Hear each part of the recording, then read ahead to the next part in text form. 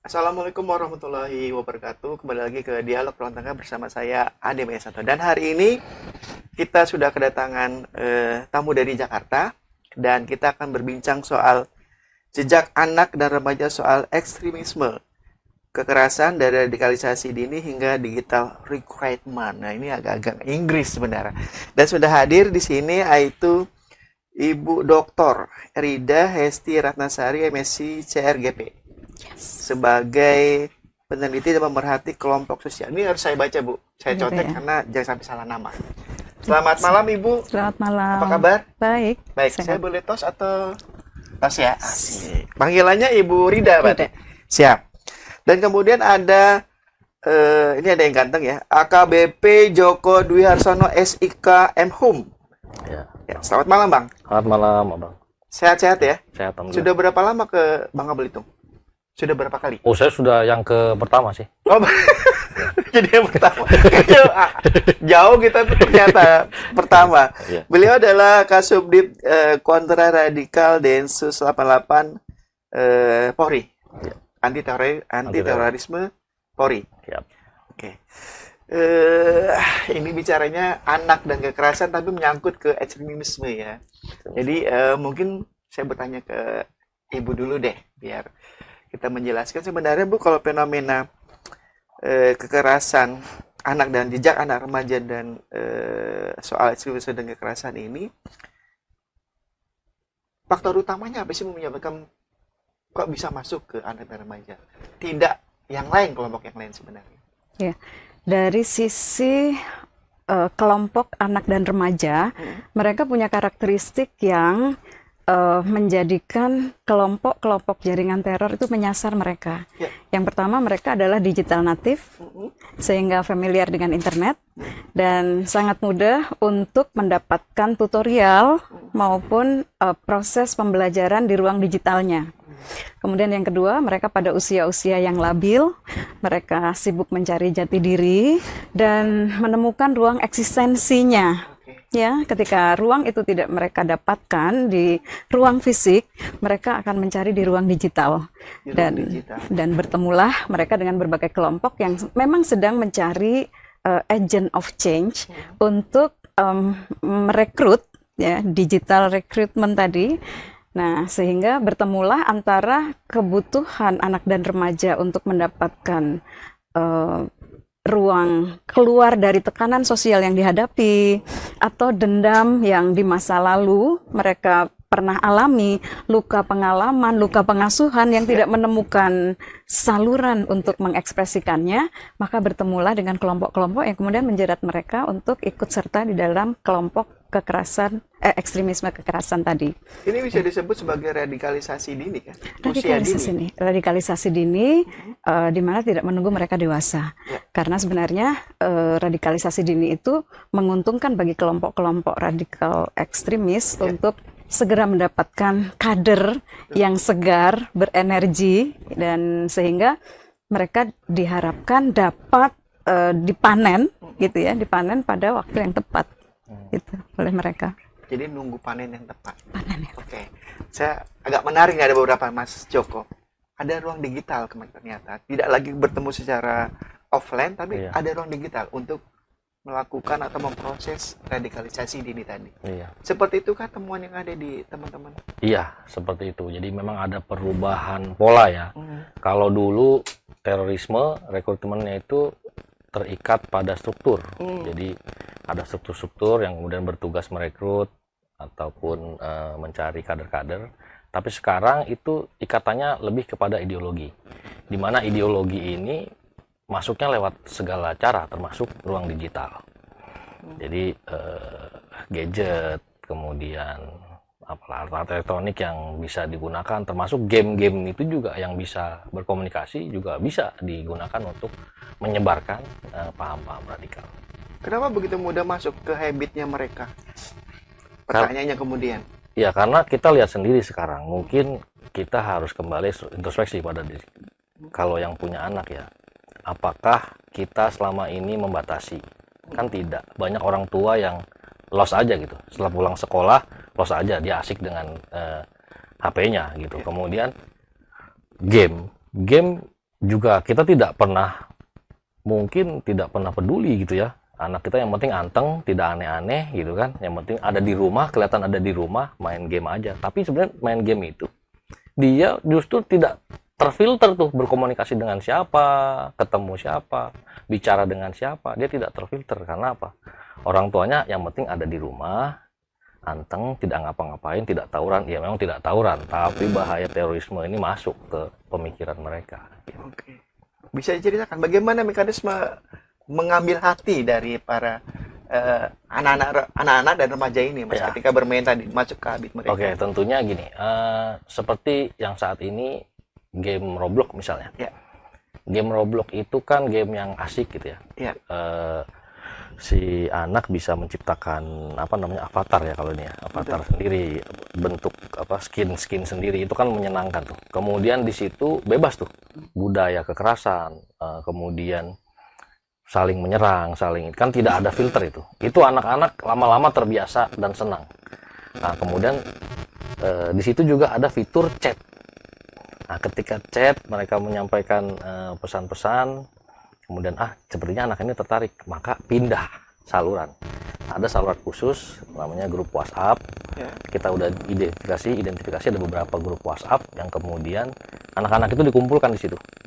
Ketika dikumpulkan, mereka diberikan informasi, kemudian diberikan pesan-pesan, narasi-narasi yang radikal gitu. Nah, Ibu, ternyata begitu mudah, Bu, ya masuk radikalisasi itu dari semua habit, kemudian dia suka kekerasan, lalu diberikan pesan pendalaman soal tadi kesukaan kekerasan, kemudian ditambah pesan-pesan itu, Bu. Ya, jadi semua pesan yang disampaikan dengan cara yang tepat, kontennya menarik, cara menyampaikannya menarik, Ya. itu akan berkesan sampai kepada anak dan remaja yang kemudian dengan riang gembira menerima pesan itu. Ya. Nah, mereka tidak resisten dengan pesan-pesan.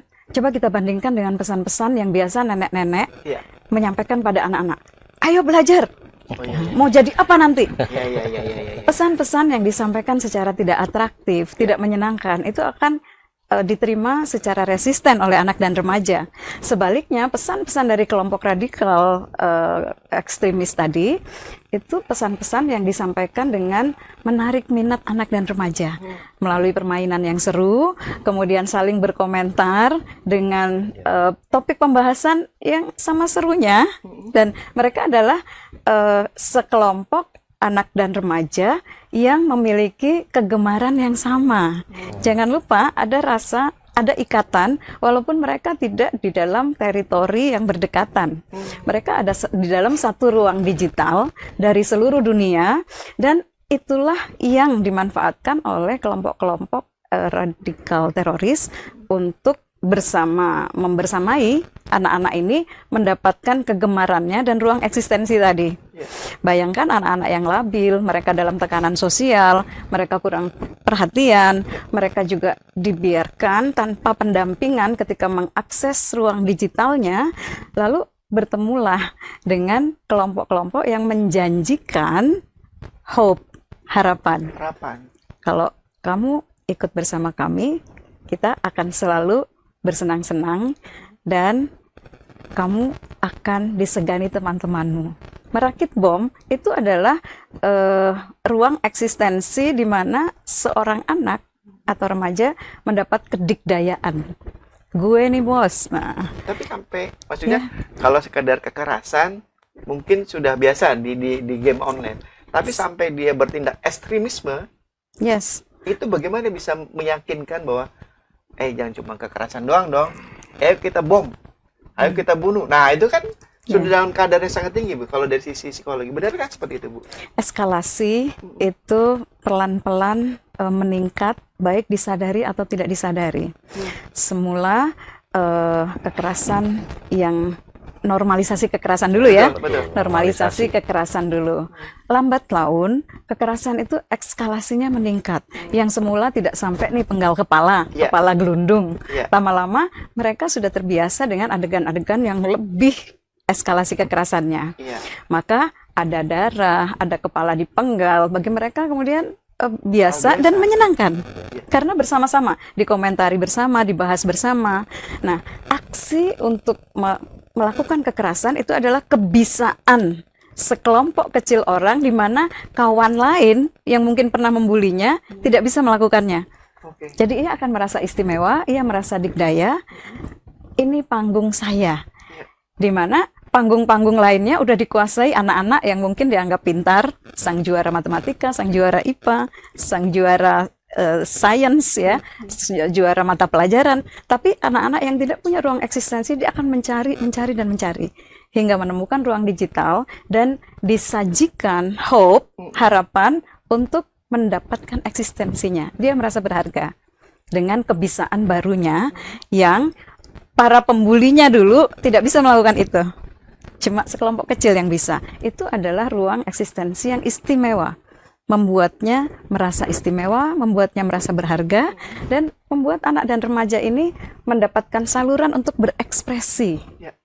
Di mana orang tuanya juga tidak selalu memberikan kesempatan untuk mendengar, memberikan kesempatan untuk anak dan remaja itu mengungkapkan perasaan dan pengalamannya apa adanya. Baru bicara 2-3 kalimat, hus nggak boleh.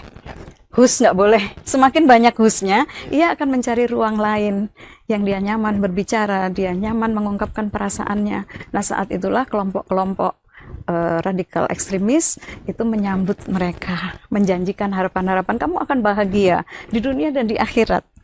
Di dunia kamu akan mulia, kamu akan disegani teman-temanmu. Iya kan? Nah, itulah titik temunya gayung bersambut antara anak dan remaja dengan berbagai karakteristiknya dan apa yang ditawarkan oleh kelompok-kelompok radikal ekstremis. Ini agak menarik Mas Joko. Jadi cuma gara-gara hus, gitu kan? Usianya bisa. Iya, Terus dia mencari sesuatu eksistensi, tapi kemudian ada yang menyambut kelompok ekstremis. Betul seperti itu. Nah, pertanyaannya, betulkah kelompok-kelompok anak dan remaja yang masuk tadi kekerasan kemudian ekstremisme ini memang mencari, atau jangan-jangan dia dicari sebenarnya dalam temuan teman-teman Densus? Jadi begini, sebelum ke situ ya. Jadi gini, usia anak dan remaja ini kan usia dia menyerap semua nilai-nilai dari lingkungan, terutama dari orang-orang dewasa lah. Standar nilai, standar moral itu di situ. Nah, makanya kita dulu ada hal-hal yang tidak boleh dilakukan waktu kecil kan, ada hal-hal yang ya malah dianjurkan. Nah, itu adalah momen, karena apa? Ketika itu sudah masuk, maka akan sampai dewasa, itu akan melekat pada anak. Nah, inilah momen yang tepat bagi para kelompok terorisme untuk memberikan masukan ke anak-anak itu. Sehingga apa? Sehingga melekat. Ini kalau sudah jadi, ini dia pasti akan militan gitu. Dia pasti akan sangat pantang mundur lah istilahnya, gitu. Dan ini dimanfaatkan oleh kelompok-kelompok radikal gitu. Apalagi dengan perkembangan sosial media, tidak ada tatap muka, otomatis dia aman, tidak perlu dicari-cari, tinggal sebar saja di internet, banyak yang kejaring, ya seperti itu. Hanya sekedar tebar itu langsung kejaring. Ditebar saja. Apa rahasianya bisa mendapatkan anak remaja kayaknya cocok nih buat kita nih untuk ekstremis kita, atau bahasanya kemudian generasi selanjutnya kelompok radikal ini? Ya tadi mereka dengan mendoktrin sedari dini, meradikalisasi sedari dini, mereka akan punya kader-kader radikal yang militan tadi, tidak tergoyahkan. Karena apa? Dari kecil sudah tertanam nih. Dulu kita nonton adegan-adegan di film yang ini ada sensor, ada. Nah, ini mereka secara vulgar. Kalau kita lihat di grup-grup WhatsApp-nya itu ada, mohon maaf saya sampaikan nih, ada usus terburai. Kemudian macam-macam lah, kekerasan yang menurut saya tidak pantas lah. Jangankan anak kecil, kita pun kita deg-degan kalau ngelihatnya gitu. Nah, ini anak dijalin seperti itu. Bagaimana ketika itu jadi seperti Ibu bilang tadi, sudah dinormalisasi dalam pikiran anak-anak. Ya udah, dia santai aja. Dia kan belum bisa menilai. Justru pada saat itu ditanamkan nilai-nilai, dia belum bisa menilai sendiri. Gerakan mereka ini sudah masif kah, atau baru semacam wacana, atau sudah berbuah hasil? Sebenarnya gini, sebenarnya pelibatan anak di kelompok atau di jaringan terorisme itu sudah dilakukan sejak dulu ya, sudah lama. 2013 ketika ISIS mulai bangkit, sudah mulai mendeklarasikan sebagai negara Islam, anak-anak sudah diajak. Ya. Anak-anak diajak oleh orang tuanya ke Suriah gitu. Sekolahnya ditinggal. Kemudian kalau kita masih ingat bom di Surabaya dulu, Ya. gereja. Ya. Itu pelakunya anak-anak. Ya. Dan mereka dengan senang hati yang gembira melakukan. Bahkan mereka menulis surat. Ya. Besok saya akan sama papa mama, sama Abi dan Umi akan bermain di taman surga. Mereka tidak punya beban, Mas. Ya. Mereka nggak punya beban. Kenapa? 3 bulan sebelum mereka dijadikan pengantin, mereka sudah tidak sekolah. Ya. Doktrinasi makin diintensifkan. Ya. Anak-anak yang tidak bisa menilai, belum punya standar nilai, bahkan tidak bisa menganalisa nilai, mereka diisi nilai-nilainya. Ya sudah, mereka dengan tersenyum itu melakukan bom bunuh diri. Itu yang terjadi. Ngeri juga ya. Saya juga ngeri. Bu, kami kalau ini kan faktornya kalau Surabaya karena keluarga, ayah dan Betul. ibu yang Ya, mendoktrin. nah. Sementara di game ini orang lain yang mungkin tidak dikenal. Bagaimana kemudian meyakinkan anak dan remaja, gue ini ayah ibu lu loh. Bahasanya gitu kan, Bu. Lu mesti ikut aturan main kita. Kalau kekerasan, begini doang. Kalau mau ekstremis, begini lagi. Bagaimana bisa meyakinkan anak dan remaja, Bu? Ya. Anak dan remaja mencari narasumber dan rujukan yang pertama menyenangkan. Yang kedua, yang membuat mereka nyaman. Ya. Ngomong apapun nggak disalahkan, nggak dihakimi, Ya. tidak diberi beban berat. Di awal kan mereka hanya disajikan kenyamanan, keseruan, ya. Sehingga pada saat yang sama mereka di ruang fisik mengalami luka pengalaman atau kekecewaan berulang. Kecewa dengan orang tua, kecewa dengan teman-teman, kecewa dengan guru, kecewa dengan mungkin prestasi akademik di sekolah, kecewa dengan panggung-panggung yang tidak pernah mereka punya ruang untuk perform, panggung-panggung yang didominasi oleh teman-teman pintarnya. Nah, kekecewaan yang tertanam, yang tidak terselesaikan di ruang fisik, mereka akan ekspresikan solusinya itu bersama teman-teman digitalnya. Narasumbernya ditemukan, narasumber yang tadi, kelompok-kelompok yang menawarkan solusi instan, solusi menyenangkan, ada di Taman Surga tadi, dan hope itu mereka dapat lagi, harapan. Oh ya, kalau saya ikut Pak ini, sebut saja namanya X, Y, Z gitu, daripada di ruang fisik mereka kecewa dengan guru, kecewa dengan tetangga mungkin, kecewa dengan teman-teman yang selalu mendominasi, mereka kelompok-kelompok anak-anak dan remaja yang juga dalam parentingnya mendapatkan penanaman kekecewaan orang tua yang kadang-kadang orang tua dalam kesulitan hidupnya itu mentransfer kekecewaannya pada anak-anaknya kan. Ini beras habis, udah ya kamu nggak jajan lagi. Dan itu diulang-ulang. Kita kehabisan ya, kita nggak bisa lagi bahkan untuk bensin, ayah besok ke kantor udah nggak ada. Terus diceritakan, ditanamkan tanpa sadar anak-anak terbentuk keadaan ini telah membuat kami miskin. Keadaan ini harus segera diubah dalam waktu yang cepat. Nah, kelompok-kelompok tadi lalu hadir untuk mengantarkan ini si pusat kecewa yang menumpuk, lalu tidak ada harapan di ruang fisik, lalu datanglah kelompok-kelompok itu yang menjanjikan, ya kita perlu melakukan perubahan segera. Jadi impianmu itu bisa tercapai. Nah, maka pada saat yang sama rujukan utama dan pertamanya tidak ditemukan di ruang fisik, mereka dapat rujukan utama dan pertama di ruang digital. Which is rujukannya itu menyenangkan, seru, tidak membatasi ekspresinya, dan justru memberikan harapan baru. Ya kan? Harapan baru kalau ikut kelompok ini teman-temannya seru. Ada satu grup yang isinya 300 anak, ya kan? Sedunia loh, seru nih. Borderless. Nah, borderless. Maka kita sudah nggak relevan lagi menanyakan, memang di Bangka Belitung berapa? Karena itu tidak dibatasi teritori. Bahkan tutor-tutor tadi, narasumber tadi, memasuki rumah-rumah anak dan remaja tanpa mengetuk pintu kan? Tidak assalamualaikum ya. Tidak assalamualaikum. Tidak, assalamualaikum. Kita masih ingat aksi Lone Wolf di Oke. Medan ya, Oke. pengeboman gereja juga dilakukan oleh remaja. Ayah ibunya tidak pernah tahu bahwa putranya belajar merakit bom di ruang kamar pribadinya di rumahnya.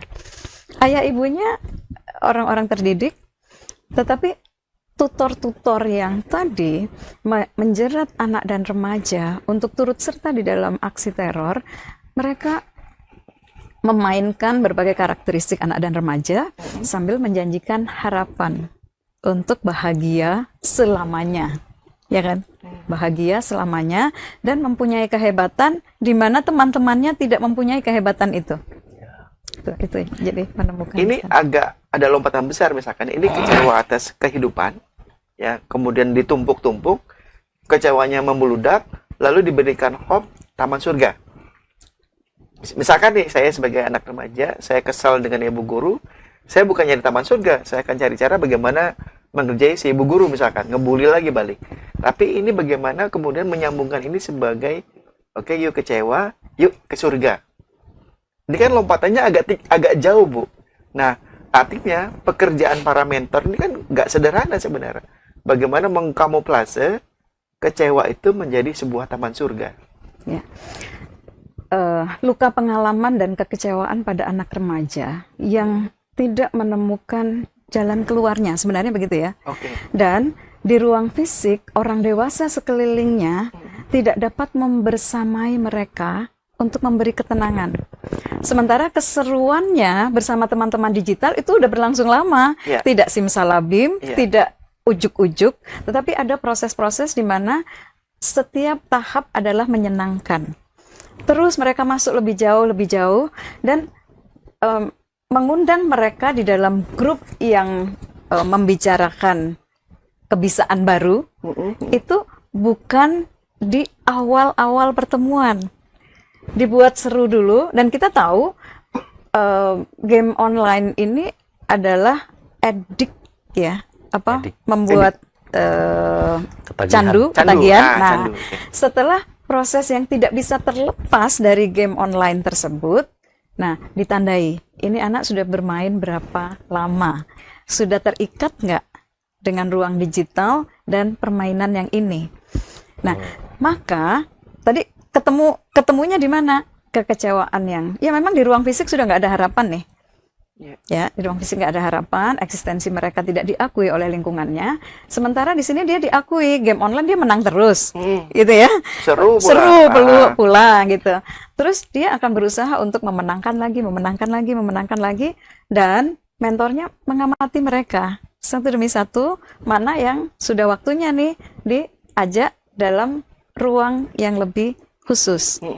Ya, jadi kita harus membayangkan itu sebuah proses di mana rasa dan pikiran anak-anak yang belum memiliki standar, tadi Pak Joko menyampaikan itu, diberilah penanaman bahwa inilah yang baik, inilah yang benar, inilah yang sesuai dengan apa yang kalian inginkan. Begitu. Nggak cuma taman surga, sebenarnya yang dia janjikan adalah kamu akan jadi anak hebat karena kamu satu-satunya loh di kota ini yang bisa merakit. Ini melebihi guru IPA kamu. Guru IPA kamu aja nggak bisa. Oke, Nah, oke. itu. Ya, Nggak Ruang langsung itu. taman surga Bukan, ya. bukan, Iya. bukan. Itu contoh aja waktu Surabaya. Butuh waktu berapa lama untuk membuat itu semua? Relatif sebenarnya, tetapi untuk satu kelompok anak dan remaja yang memiliki rasa senasib, sepenanggungan, emosional yang sama, tingkat kekecewaan yang sama di ruang fisik, itu bisa lebih cepat. Ketika ruang fisik orang-orang dewasa di sekitarnya tidak menjanjikan solusi apapun dan tidak memberi ruang untuk ekspresi mereka yang nyaman tentang luka-luka di dalam hatinya, tentang rasa kecewa yang berulang, yang mungkin itu sebenarnya bertumpuk sejak mereka balita, karena orang tua dengan pola parenting yang menularkan ratapan. Kadang-kadang orang tua juga hanya menularkan dan mengajak meratap, gitu ya. Membuat mereka, oh ya benar, ibu bapak aku aja udah seumur itu nggak menemukan solusi. Mereka miskin, mereka kesulitan hidupnya. Nah, aku nggak mau kayak orang tua aku. Jadi dia segera bergabung dengan teman-teman digitalnya dan menemukan guru rujukan yang tadi menjanjikan solusi atas kelemahan tidak berdayanya dia dan keluarganya. Di situ ditemukannya Pertemuan. gayung bersambutnya itu. Mas Joko. Jadi saya balik lagi ke Mas Joko. Jadi ada kecewa, ada kebuntuan, ada mungkin background yang lain juga. Iya. Banyakkah jumlah anak remaja di Indonesia seperti ini? Yang kecewa, buntu, kemudian mudah untuk bahasanya doktrin ya Bu ya berarti ya? Yes. Doktrin ya, oke. Ya, yang sekarang bukan tren, data terakhir kita ada 110 anak yang Tahun kita berapa bina. itu? Ini baru belum bulan lalu. 2025. 2025? Iya, 2025. Sebelumnya berapa? 2024? Kalau yang melalui medsos atau internet dan kita berhasil ungkap ya tahun ini. Tahun lalu kan Tahun masih ada ini? kaitan Oke. struktur ya. Oke. Kalau sekarang kan kaitannya kepada kaitan ideologis. Ini 110. Berarti 110 ini sudah berideologi. Sudah, bahkan mereka sudah punya kemampuan dan sudah niat mau melakukan. Ini Sama bahasanya kaget berarti sama. berarti bahasanya ini 110 adalah pengantin siap. Pengantin siap. Iya, Bahasanya artinya gitu kan, anak-anak ya? yang sudah punya militansi lah, sudah. Kalau mau melakukan pun mereka happy-happy aja. Masa happy? Dengan riang gembira. Ya happy karena standar nilai yang ditanamkan ya itu gitu. Oke. Jadi legend kan. Saya kalau aksi ini saya jadi legend nih ya gitu. Iya. Nah, untuk mendoktrin itu bahasanya kok oke, 110 kan bukan angka yang kecil ya, ratusan nih.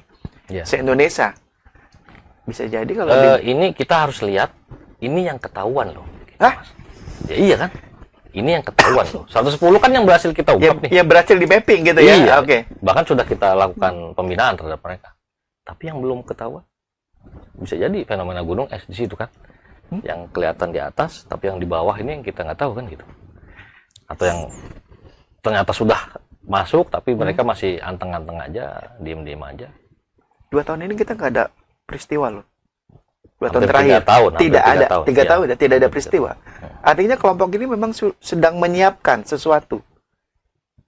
Tadi 110 berarti kan berhasil loh melakukan doktrin untuk siap jadi pengantin. Iya. Bahasanya gitu. Iya. Artinya mereka lagi memapping kemudian melakukan rekaderisasi. Saya tidak bisa memastikan ya, apakah memang ini terencana gitu, atau mereka sebenarnya hanya menebar jaring saja. Kalau mau aksi lah gitu. Yang penting saya doktrin saya sebar semua gitu. Tapi yang jelas ada 110 anak yang kemudian siap untuk mau diarahkan kemana nih. Nah, gitu. Tinggal nunggu arahan aja. Iya, tinggal mencet tombol lah gitu. Baik. Assalamualaikum. Nah, Mencet tombol.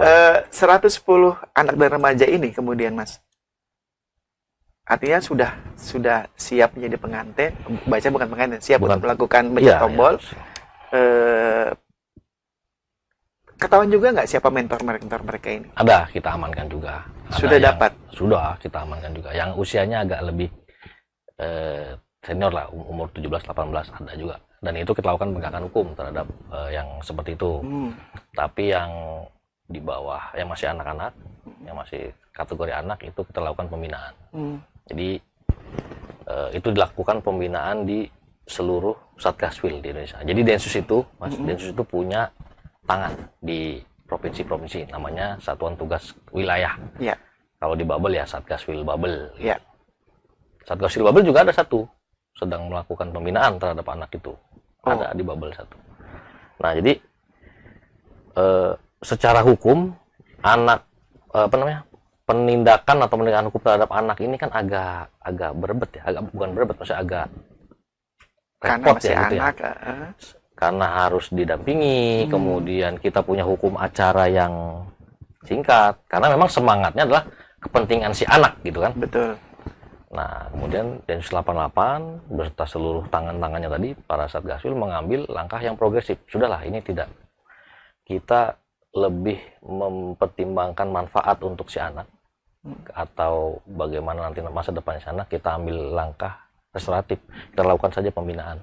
Mudah-mudahan bisa dikembalikan dari yang radikal kemudian menjadi normal sehingga bisa reintegrasi sama lingkungannya gitu. Saya penasaran sama mentornya. Usia berapa Mas mentor-mentor ini? 18. Ada 2 orang di Makassar dan Jogja ya. Makassar dan Jogja. Iya. Bisa merekrut 110 orang ini? 2 orang mentor? Iya. Atau sebenarnya banyak mentor? Enggak, yang kita amankan 2 ini. Dua yang ini. menjadi admin grup. Oh. Yang menjadi admin grup, kemudian mereka men-share gitu lah. Informasi. Di balik 2 orang ini masih banyak lagi berarti yang mementori 2 orang ini? Bisa jadi masih banyak. Belum jadi temuan berarti ya? Ya sementara di lokal pendidikan. Oke. Nah, Jangan semua dong. Iya, maksudnya kan ini kan game ya. Iya, Game. iya. Kalau usia 18-19 ya oke lah dia masih main game. Tapi kalau misalnya usia saya main game artinya kan memang sudah terancana Ibu ya. Iya. Sistem masif mungkin masif. Karena main game saya aja nggak tahu apa itu. Nah, pertanyaan kalau 18 berarti kan harus ada yang mentor juga. Kamu harus masuk game. Oh enggak. Enggak juga. Game itu kan memang diminati oleh seluruh Betul, anak. betul. Teroris kelompok radikal memanfaatkan itu. Betul. Nah, maka itu. Iya. Ini kan adminnya 18-19 tahun. Oh. Di balik itu berarti kan berarti ada yang usianya di atas itu juga dong. Bisa jadi. Bisa jadi. Bisa jadi. Kamu dibuka. Oke, Bu. Ini menarik. Ternyata adminnya itu masih muda juga, Bu. 18-19 tahun. Dan artinya sudah siap juga sebenarnya pencet tombol. Iya. Ya kan, Bu ya? Dan angka 110 itu kalau dalam bacaan Ibu besar nggak sih sebenarnya? 1 pun itu besar. Oh, Karena aksi teror, iya. walaupun dilakukan 1 orang, korbannya bisa ribuan. Betul. Iya. Dan fasilitas yang dirusaknya itu bisa bernilai miliaran. Seberdampak. Di mana dilakukannya? Hmm. 1 orang pun itu sudah besar, apalagi 110. Ya. Dan mereka adalah generasi emas yang hilang. Sementara kita sedang menantikan dan menyongsong Indonesia Emas 2045. Lalu yang 110 ini dibersamai oleh berapa mentor dan berteman dengan berapa ribu teman digital Sedunia. sedunia. Iya. Wal akhirat belum ya? Sedunia aja. Nah gini Bu, pola komunikasinya lebih ke kalau bahasanya itu omon-omon atau pakai gaya video atau mungkin pola komunikasi yang lain dipakai sehingga begitu dikasih ini langsung siap tombol nih. Ya, di ruang digital segala macam cara penyampaian pesan yang atraktif itu bisa dibuat. Tutorial merakit bom itu tutorial yang mudah dicerna dan menarik anak-anak dengan cara belajar visual. Kan ada yang auditory, ada yang visual. Betul. Mereka dengan melihat video-video tutorial itu menjadi cepat menyerap dengan riang gembira, beda ya. Iya. Ketika belajar di kelas, sebagian anak mengantuk dan tidur. Tapi dengan cara tutorial visual, mereka bisa berjaga sampai tengah malam pun mereka belum berhenti bermain game online. Kenapa? Karena tidak membosankan. Nah, maka cara-cara komunikasi visual yang menarik tadi itu dikemas rapi, dikemas sesuai usia mereka, usia anak ya. Dan tadi usia-usia 18 itu kan jadi seperti kakak adik. Ya, kakak panggilnya juga kak gitu ya. Para kakak punya adik-adik yang banyak. Iya. Dan mereka lalu mengasuh agar ada mereka membangun trust dulu kan di awal bahwa kakak terpercaya, kakak nyaman. Lalu mereka membandingkan kan dengan orang dewasa di ruang fisik. Ayah aku sibuk scrolling atau pergi-pergi ya Mas Joko. Fatherless generation, jangan lupa bapak-bapaknya pada pergi-pergi. Iya. Nah terus anak-anak ini menemukan dong orang dewasa yang lebih kakak, yang lebih perhatian dan memberikan ruang nyaman untuk keseruan bersama. Nah, apakah ayah-ayah, ibu-ibu terpikir gitu ya untuk membersamai putra-putrinya bermain yang bagi digital natif nih, generasi digital natif ini menyenangkan. Sementara para ibu di usia tertentu udah menyerah gitu ya. Iya. Ah, sudah saya nggak ngerti yang begitu-begitu. Nah, sehingga berjaraklah anak-anak tadi, anak dan remaja tadi dengan orang dewasa di sekitarnya. Karena berjarak, lalu tidak ada attachment, kelekatan yang bisa membuat mereka keluar dari segala macam luka pengalaman yang tadi kita cerita ya panjang. Nah, bertemulah dengan kakak-kakak tadi yang memberikan harapan, lalu bisa curhat. Jadi nggak cuma ujuk-ujuk, yuk ekstrim bareng-bareng, nggak juga ya. Bahkan mungkin anak-anak ini juga tidak tahu term ekstremisme kita ini ekstremisme loh, enggak itu, Nggak tapi tahu. kegiatan-kegiatan yang seru, Ya. menyenangkan, dan membuat mereka menjadi hebat. Hebat karena orang lain tidak bisa melakukan seperti mereka. Itu. Mas, balik lagi nih. 110 tadi nih, berarti IQ-nya itu tinggi atau mungkin Wah, kita belum. belum nyampe ke sana? Karena kan Ya. bikin bom katanya dengan yang gembira, kemudian Tapi kalau dari kemampuannya Toto yang di SMA 72 kemarin, walaupun itu bukan masuk dalam kategori terorisme ya, Iya. tapi ya cerdas, itu anak cerdas gitu.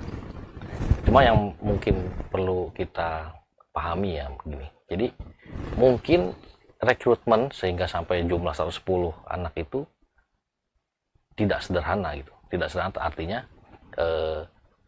mungkin prosesnya panjang. Mungkin dengan membangun keakraban dulu ya. Keakraban, karena teman bermain bareng, kemudian setelah akrab, kalau sudah akrab kan digiring kemana-kemana mau aja. Iya. Udah akrab, banyak menghabiskan waktu bersama, melewati masa waktu-waktu yang asik bersama, berarti kita gabung di grup ini yuk, gitu.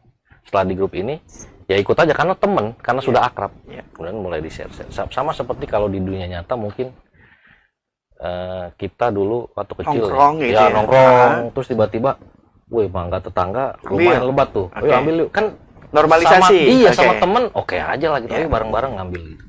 Mungkin itu juga yang terjadi di ruang digital. Gitu.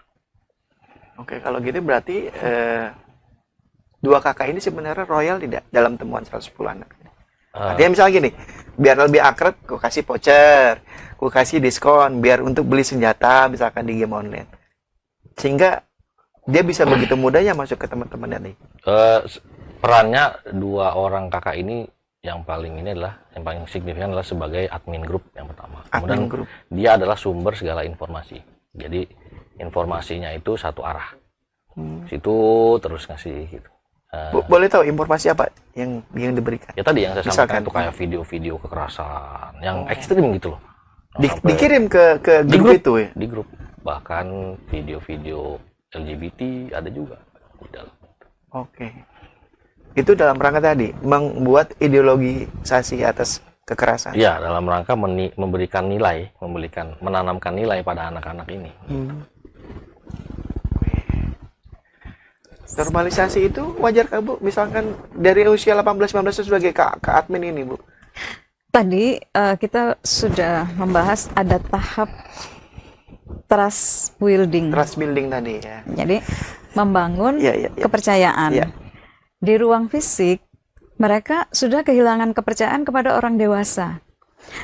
Pada usia kanak-kanak awal, mereka meletakkan kepercayaan itu kepada siapapun yang performansnya tidak rusak. Misal nih, seorang ibu janji pulang jam 4 sore. Jam 4:05 dia belum sampai rumah. Mungkin anak tidak menyampaikan dengan verbal bahwa ibu tidak komit. Tetapi kepercayaannya luntur. Dan banyak lagi orang tua yang meremehkan janji kepada anak-anak, janji kepada remaja, yang kemudian merusak kepercayaan anak-anak dan remaja kepada orang tuanya, kepada orang dewasa di sekitarnya. Sementara kakak digital tadi benar-benar komitmen, ya, komitmen untuk nanti jam 7 ya dek, jam 7 betulan bertemu di ruang digitalnya.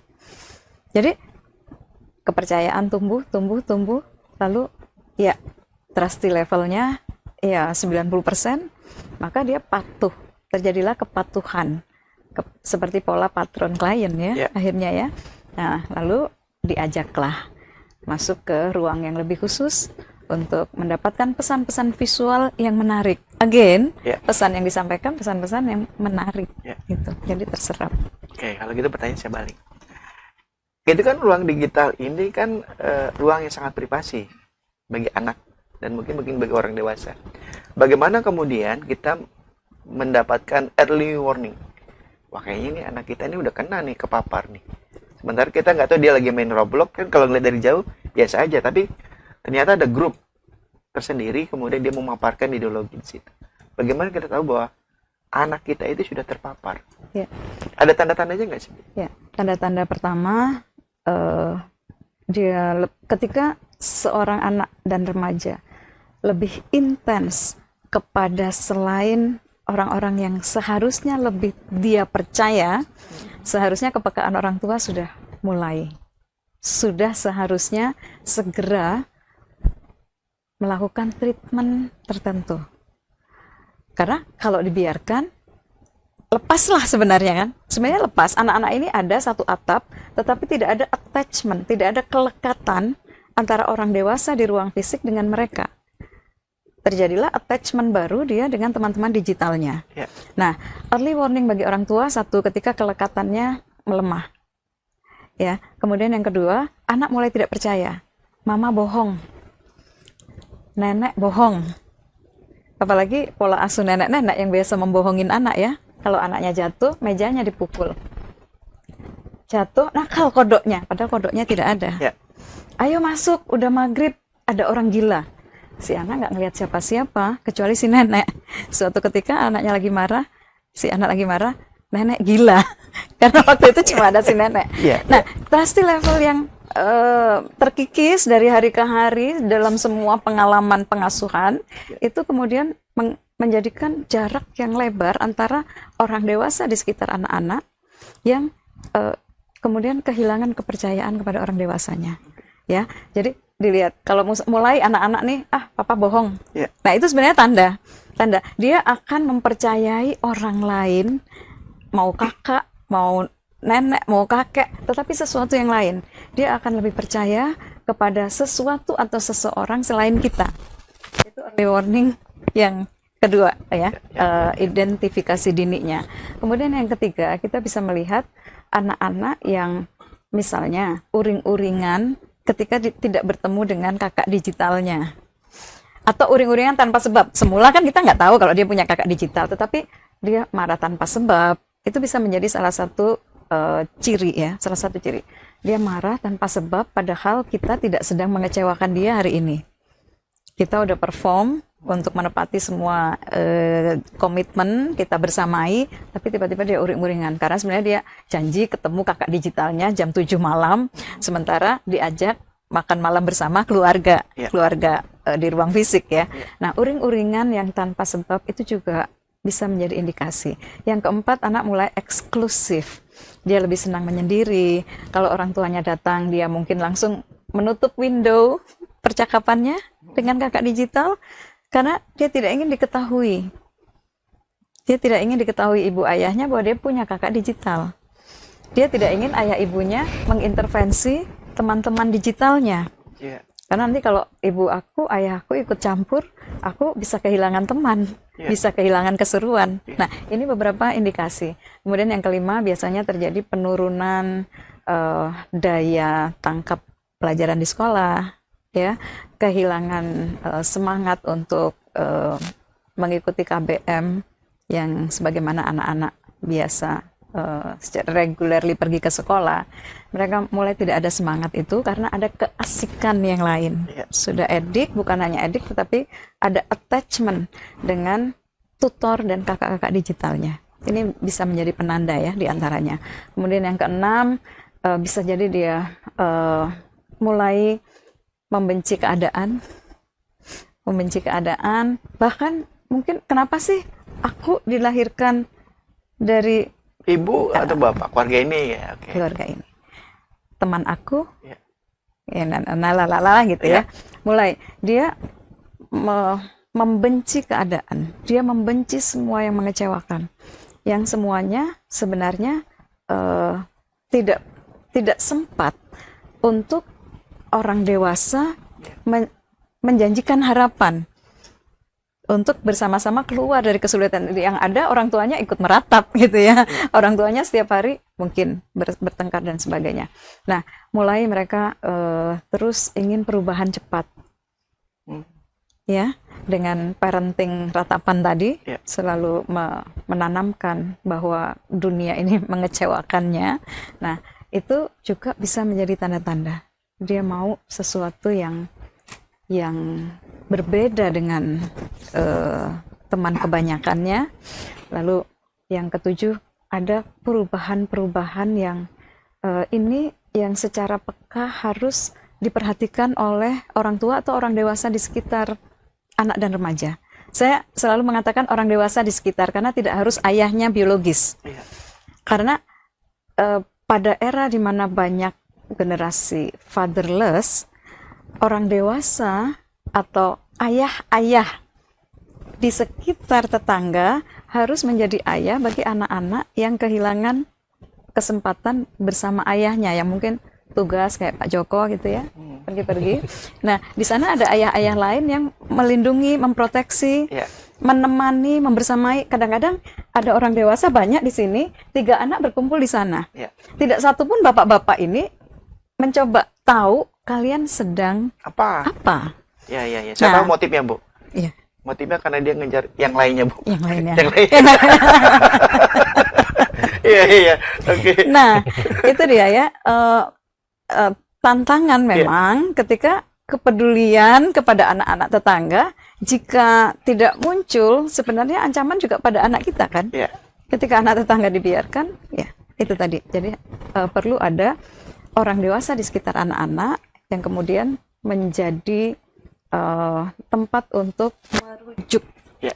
merujuk ya. Jadi kakak-kakak digital tadi kalah Kalah pamor, pengaruh, ya. kalah pamor atau kalah pengaruh. Jika ini tidak terjadi, maka kemenangan bagi kakak-kakak digital untuk mengajak apapun ya si anak dan remaja tadi bersama-sama. Anak ini lalu mengajak 3 temannya, besoknya 5 temannya. Yuk, yuk, yuk, yuk.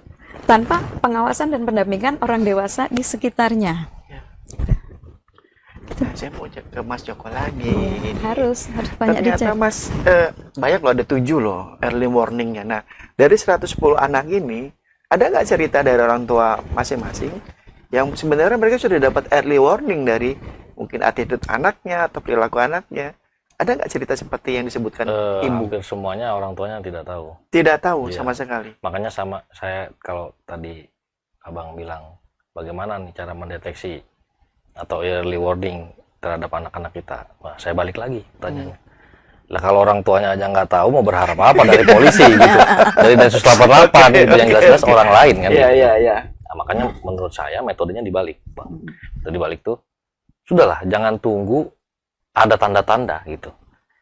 Segera ambil alih kendali atas anak-anak kita gitu. Daripada anak-anak kita dikendalikan oleh orang lain, apalagi kelompok radikal.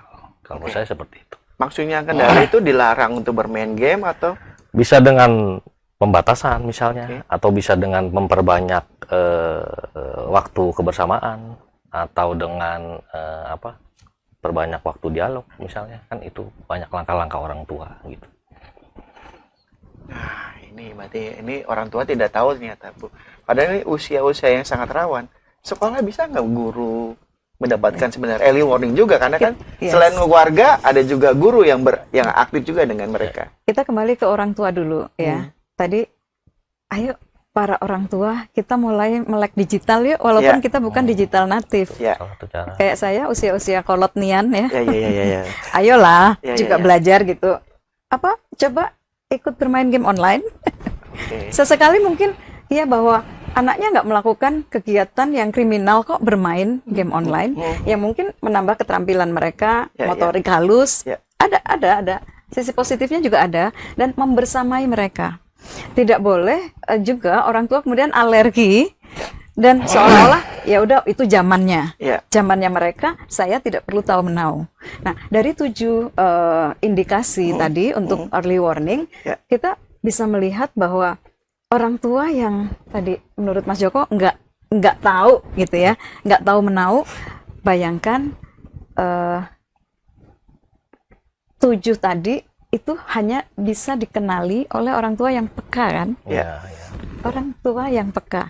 Berarti solusinya parent itu memulai kepekaannya Ya. kan, untuk segera tahu dari yang 110 ini. Ya. Kalau dengan ringannya orang tua mengatakan tidak tahu gitu ya.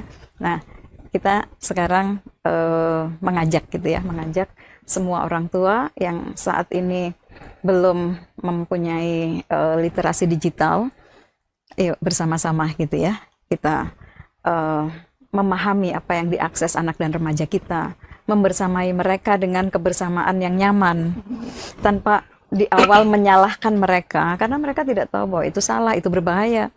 Kan taunya setelah kita mencoba menjelaskan. Dan kita bagaimana menjelaskan kalau kita tidak tahu menau dan tidak mau tahu.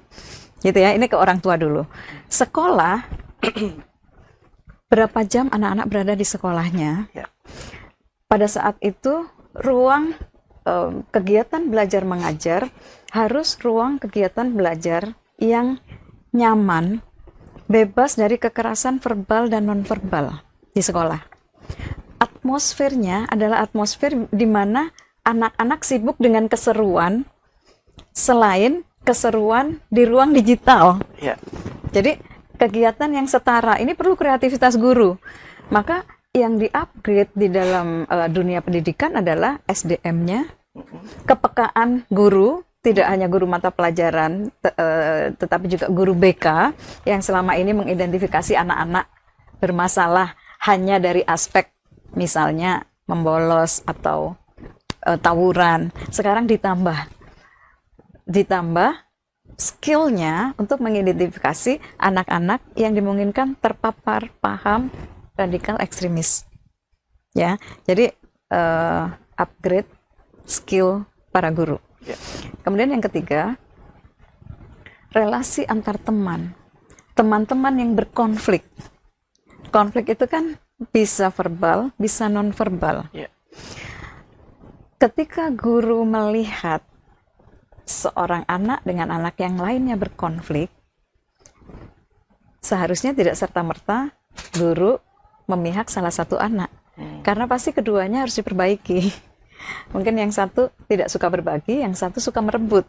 Dua-duanya di treatment. Ya. Nah, seringkali penyelesaian konflik-konflik di sekolah itu menghasilkan dendam baru. Guruku membela padahal dia memukul aku 2 bulan lalu. Anak-anak ini kan dendamnya lama. Iya.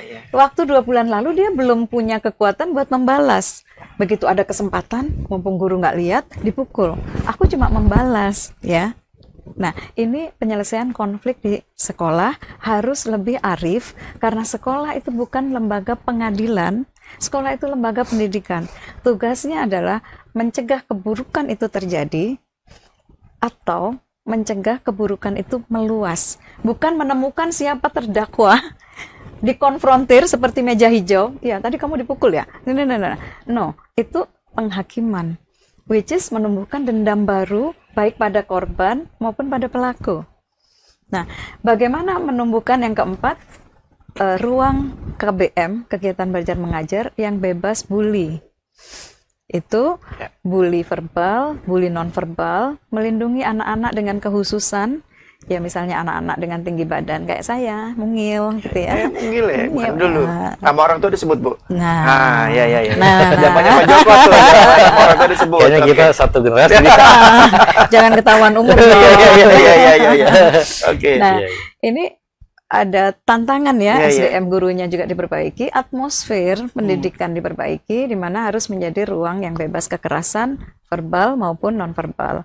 Kemudian yang kelima, kesibukan anak-anak misalnya dengan project based learning, pembelajaran berbasis project, ya kan seru-serunya belajar begitu, bukan ceramah di kelas yang bikin ngantuk anak-anak, terus teringat keseruan dengan kakak-kakak digital. Sampai rumah dia akan bersegera bertemu kakak digitalnya. Nah, bagaimana membuat suasana di sekolah yang membuat rindu tadi ya, rindu dan attachment anak-anak di sekolah memang dengan gurunya, dibandingkan attachment anak-anak dengan kakak digitalnya. Nah, ini berebut pengaruh. Maka pendekatan kepada anak dengan kepentingan terbaik anak, bukan tentang ambisi orang dewasa. Ya kan, bukan dengan target-target misalnya akreditasi sekolah, nilai TKA, tidak hanya itu gitu ya, tetapi bagaimana karakter anak-anak itu bisa dibentuk bersama-sama antara orang tua di rumah dengan pihak sekolah yang saling bersahabat, orang tua dan guru ini tadi, untuk membentuk mereka sibuk dengan kebaikan dan prestasi hingga lupa dengan teman-teman digital tadi, Iya. kakak-kakak mentor yang justru mengajak mereka pada keburukan. Oke, saya tanya lagi nih, solusi beliau dibatasi aja penggunaan HP, atau misalkan kita pakai negara Malaysia yang berencana membatasi penggunaan HP, atau mungkin Australia, Bu, yang juga ada rencana untuk membatasi penggunaan HP untuk anak dan remaja. Solusi nggak itu sebenarnya? Salah satu ya, Salah satu solusi. Jadi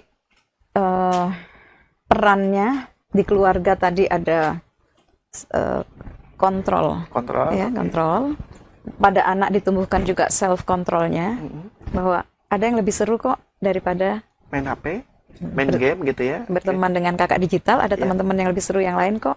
Mama juga, yuk bikin keseruan bareng gitu sama mama sama papa gitu.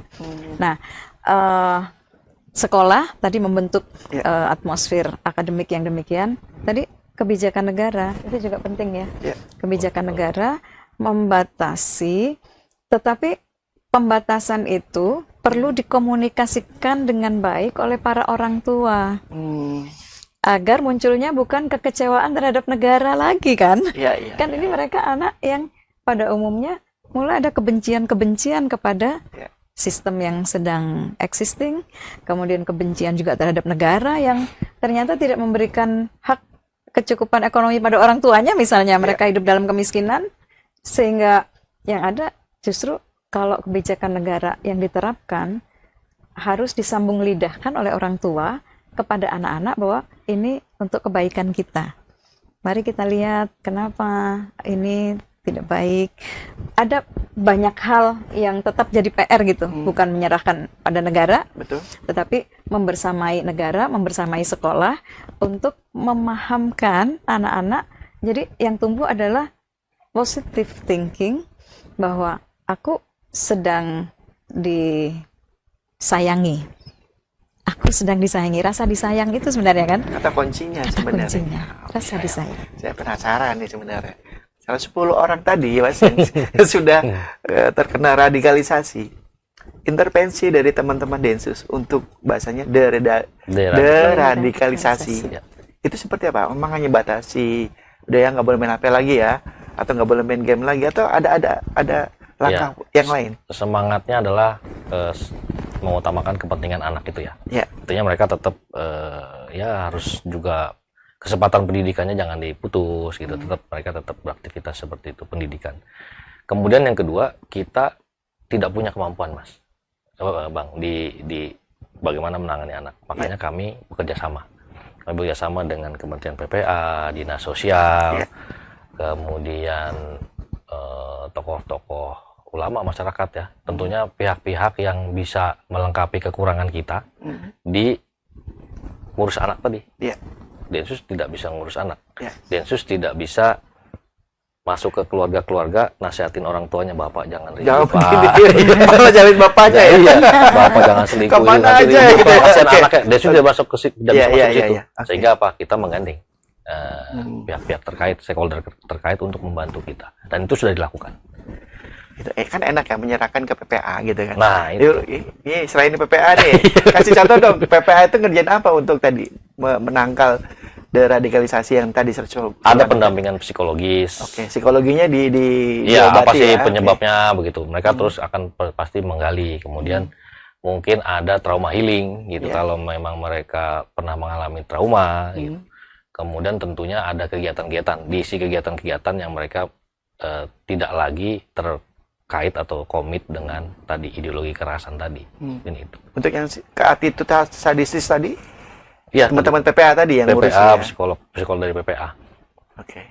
Bisa nggak, Bu, sadisis tadi yang sudah terpapar radikalisasi bahkan pencet tombol itu diobati oleh teman-teman yang lain selain Densus? Ya. Selain treatment untuk beberapa waktu agar bisa permanen Ya. hasilnya, Iya. langkah-langkah Densus yang sudah melakukan sesuai kepentingan terbaik anak itu dilanjutkan oleh keluarga karena Ya. restoratif justice kan Mas Joko. Betul. Nah, restoratif justice itu tantangannya adalah keluarga dan lingkungan sekitar juga mempunyai komitmen bersama, gitu ya. Iya. Nah, supaya enggak kemudian ketika dikembalikan pada keluarganya, mereka balik lagi sama kakak digital Iya, kan. iya, iya, iya. Nah, jadi treatment ini PPA, kemudian Dinas para tokoh sosial. masyarakat, tokoh agama, kemudian dinas sosial membersamai anak yang terpapar dan terjerat jaringan ekstremis radikal teroris itu treatment yang ada batas waktunya kan Mas? Iya. Ya. Nggak mungkin selamanya selama umur anak ini. Maka langkah berikutnya adalah mentreatment keluarga dan lingkungan sekitarnya, keluarga besar dan masyarakat, agar mereka juga mampu melakukan proteksi setelah anak-anak ini dikembalikan nanti kepada mereka. Berarti Gitu ya. ketahuan dong Bu, 110 anak ini kalau dikasih treatment ke lingkungan. Tanpa menyebut nama. Betul, Misalnya daya cegah dan daya tangkal disosialisasikan oleh Densus bahwa Oke. mari kita early warning.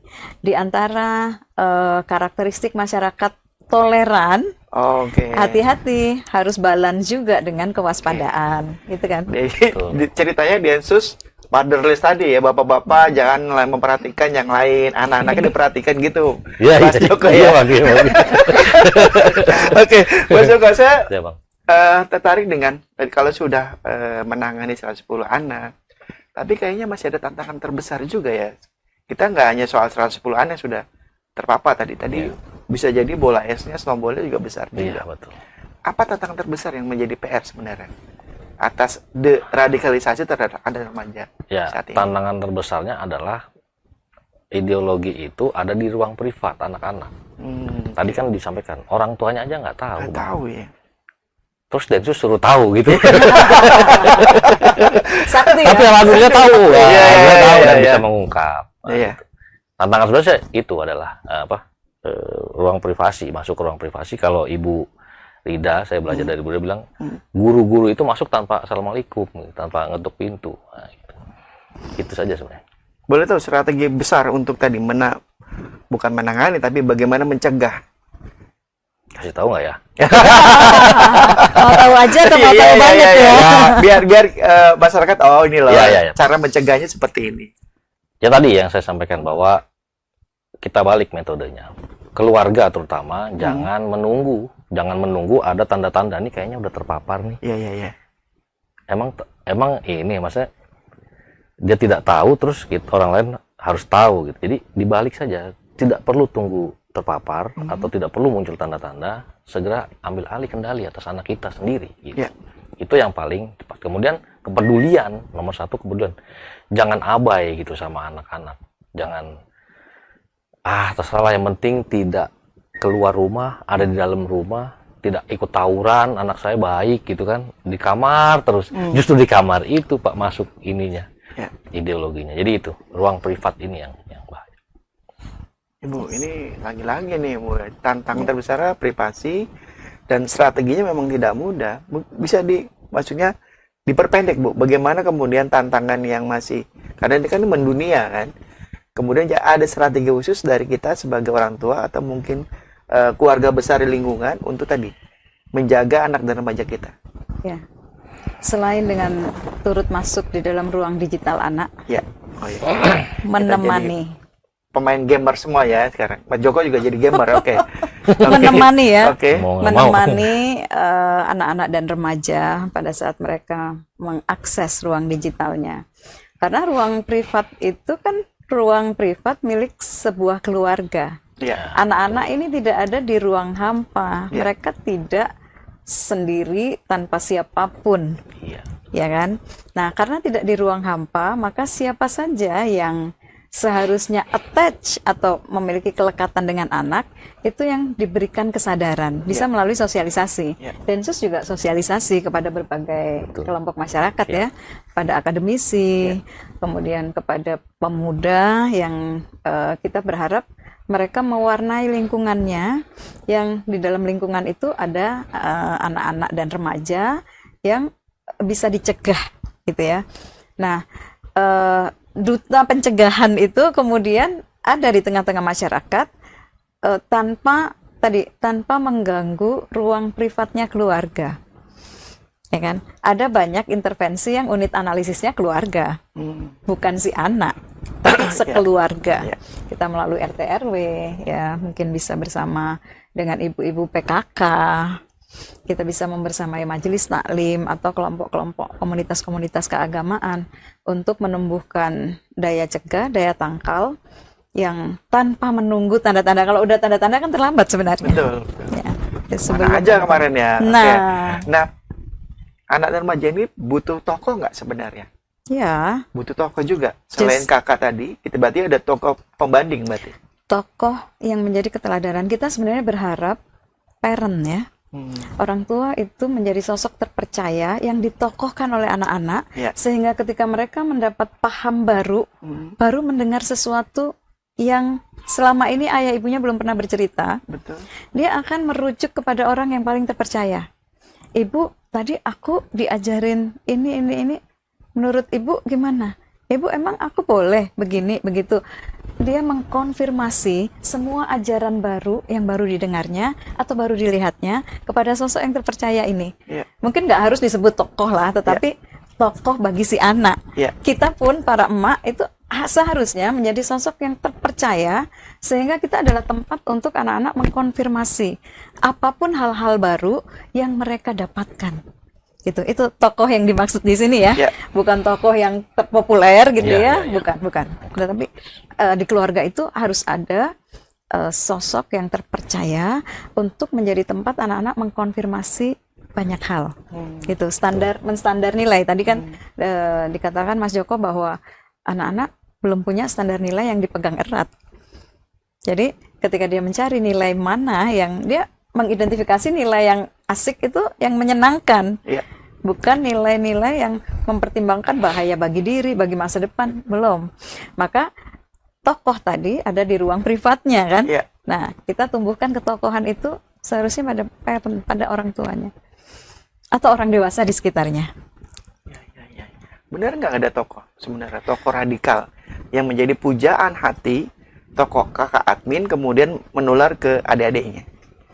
Dalam konteks ini, kalau dalam konteks radikalisasi sebenarnya bukan tokoh tapi ideologi. Iya, jadi ideologi yang spread out gitu, yang disebar gitu. Iya.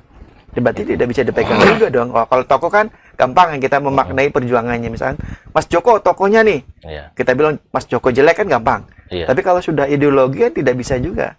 Iya, ideologi memang. Lebih ke ideologi. Lebih ke ideologi. Dan ini berat. Kalau anak-anak penokohan justru dia lebih suka tokoh-tokoh anime gitu kan, tokoh-tokoh di game gitu. Betul. Jadi misalkan tokoh anime yang melakukan ideologi kan juga kena juga. Sementara anime kan tidak bicara soal ideologi. Tapi anime melakukan aksi kekerasan dan itu di-copy sama anak-anak. Iya. Jadi contoh itulah. Seperti itu. Tapi ini. Bu. Ideologi itu kan paham, ajaran, pesan yang disampaikan di ruang digital dengan cara yang menyenangkan. Dia lalu menyebar luas dengan masif. Tadi sekali lagi dia perlu tokoh di ruang fisik mengkonfirmasi. Betul. Ya kan? Mengkonfirmasi. Bu, ada ini nih, Bu. Nah, dia dengan nyaman gitu nunjukin ya. Pak, ini ada ini. Kayak gini masa. Oh, ini. Nah, orang tua yang terpercaya tadi berkesempatan untuk meluruskan, menjelaskan. Nah, tokoh itu yang kita maksudkan. Betul. Sementara di ruang digital apa saja bisa diakses, ideologi juga menyebar dengan mudah dan cepat, dan dengan penyampaian pesan atraktif, membuat anak-anak yang belajarnya visual, anak-anak digital natif itu menyerap pesan dengan riang gembira. Kalau pesan diserap dengan riang gembira itu jadi melekat gitu. Langsung jadi tuh barang. Jadi barang. Ya. Oke, Tribuners, pecinta Bangka Pos, nggak terasa kita sudah di ujung acara. Sebelum di ujung acara, saya mungkin minta pesan ya, dan mungkin closing statement dari Ibu, lalu kemudian Mas Joko terakhir. Mas Joko dulu. Oke, Mas Joko dulu. Oke. Saya ingin menyampaikan kepada masyarakat ya, khususnya di Provinsi Bangka Belitung, bahwa memang ada fenomena Memang ada fenomena permasalahan sosial, tapi saya ingin meyakinkan bahwa situasi keamanan di Bangka khususnya ini kondusif. Jadi masyarakat tidak perlu panik, silakan melakukan aktivitas seperti biasa. Teman-teman kita, anggota Polri, Satgaswil Densus 88 di wilayah Bangka Belitung itu siang dan malam berupaya maksimal untuk menjaga situasi tetap kondusif, mencegah terjadinya korban, jiwa, harta benda, dan hak asasi manusia. Itu udah tugas pokoknya. Kemudian walaupun situasi kondusif, tetap perlu kewaspadaan. Kuatkan daya cegah dan tangkal, seperti yang Ibu bilang sampaikan, dan kemudian kepedulian. Jangan tunggu ada gejala, tapi kepedulian jauh sebelum ada gejala. Kalau orang bilang ini sakit gejala tipes, bukan gejala tipes, emang itu tipes, kan gitu kan. Nah itu hal seperti itu. Oke, Bu Rida. Ya. Pesan khususnya, Bu. Yuk, semua warga Bangka Belitung, terkhusus parents ya, orang tua, kita menjadi pembelajar yang semakin meningkatkan kapasitas mendidik. Tidak mencukupkan diri kita dengan kemampuan yang ada. Seolah-olah kita sudah beda generasi sama anak-anak digital natif, lalu kita tidak mau tahu tentang perkembangan terkini ruang digital anak. Nah, mari kita menjadi orang tua yang membersamai aktivitas anak-anak, baik aktivitas digitalnya maupun aktivitas di ruang fisik. Kebersamaan yang berpengaruh, karena kita sedang berebut pengaruh dengan segala macam tutor di ruang digital yang mengajak anak-anak pada jerat ekstremisme, radikalisme, dan terorisme. Maka perebutan pengaruh sedang berjalan. Kewaspadaan harus lebih tinggi lagi, daya cegah, daya tangkal harus dikuatkan oleh social control lingkungan sekitar, sehingga orang tua bersama lingkungan masyarakat dan juga sekolah. Bapak dan Ibu guru, mari kita juga membersamai agar orang tua menjalin persahabatan yang melindungi anak dan remaja. Nah, persahabatan ini tidak mungkin bisa muncul tanpa hubungan yang baik antara guru di sekolah dengan orang tua di rumah dengan tujuan yang sama, yaitu melindungi anak-anak dari pengaruh ekstremisme, radikalisme, dan terorisme. Dan Komdigi tentu saja ya sedapat mungkin memberikan kebijakan yang berpihak pada kepentingan terbaik anak. Terima kasih. Sama-sama. Itu dia dialog ruang tengah kita bersama Mas Joko dan Ibu Rida. Dan ini sekaligus mengajak para orang tua untuk memberikan rasa sayang kepada anak dan remaja kita dalam berinteraksi di dunia digital. Rasa sayang ini akan memberikan pencegahan dini terhadap terorisme atau radikalisasi yang mulai ternyata merangsek ke Indonesia bahkan dunia. Sekali lagi terima kasih banyak kepada Ibu Rida, Mas Joko atas kesempatannya, dan Tribuners kita akan kembali lagi di lain kesempatan. Wassalamualaikum warahmatullahi wabarakatuh.